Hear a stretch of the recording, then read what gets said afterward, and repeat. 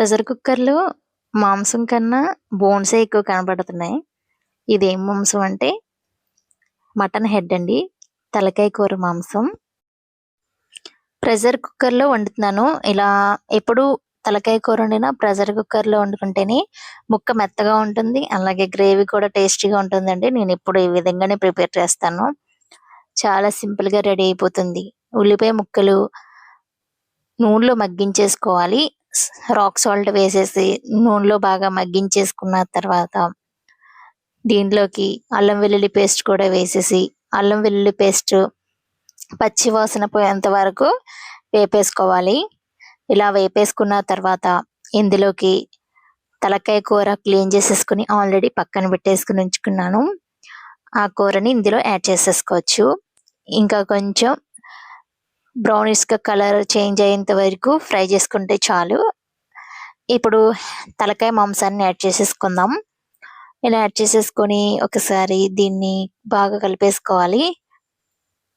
Mutton head clean చేసుకునేటప్పుడు చాలా కేర్‌ఫుల్‌గా క్లీన్ చేసుకోవాలి.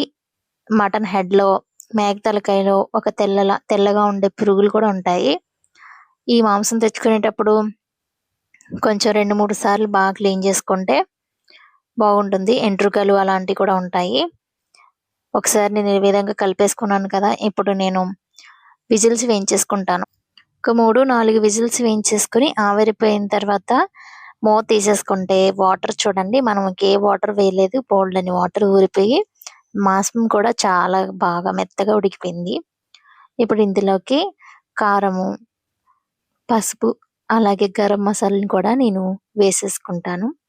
గరం మసాలా లాస్ట్‌లో వేసుకుంటే బాగుంటుంది. కానీ నేను ఈ విధంగా వేసుకుంటే ముక్కకి బాగా ఫ్లేవర్ బాగా పడుతుంది. కొంతమంది తలకాయ కూర వాసన గిట్టదు కదా! అలాంటి వాళ్ళు కూడా తినేస్తారు ఇలా. స్పైసెస్‌తో పాటు అన్నీ మాంసం బాగా కలిపేసుకోవాలి. ఒకసారి బాగా కలిపేసుకున్న తర్వాత ఇందులోకి గరం మసాలాని యాడ్ చేసేసుకుంటున్నాను. ఇప్పుడు వాటర్ కూడా వేసేసుకొని ఒకసారి బాగా కలిపేసుకొని ముక్కలు ములిగేంత వరకు వాటర్ వేసేసుకొని ప్రెషర్ కుక్కర్‌లో మరలా విజిల్స్ వేయించేసుకుంటున్నాను. ఇప్పుడు బోన్స్‌కున్న ఫ్లేవర్ అంతా కూడా గ్రేవీలోకి రిలీజ్ అయ్యి కర్రీ చాలా టేస్టీగా ఉంటుంది. ఇదిగోండి, నేను ఒక 4, 5 విజిల్స్ వేయించేసుకున్నాను. ఫైనల్‌గా కర్రీ ఉడికిపోయింది. కొత్తిమీర వేసేసుకొని ఇంకా స్పైసీనెస్ కావాలనుకునే వాళ్ళు ఇప్పుడు కూడా గరం మసాలా యాడ్ చేసుకోవచ్చు. ఇంకా మరలా ఉడికించే అవసరం లేదు. స్పైసీగా అలాగే టేస్టీగా మటన్ హెడ్ కర్రీ రెడీ.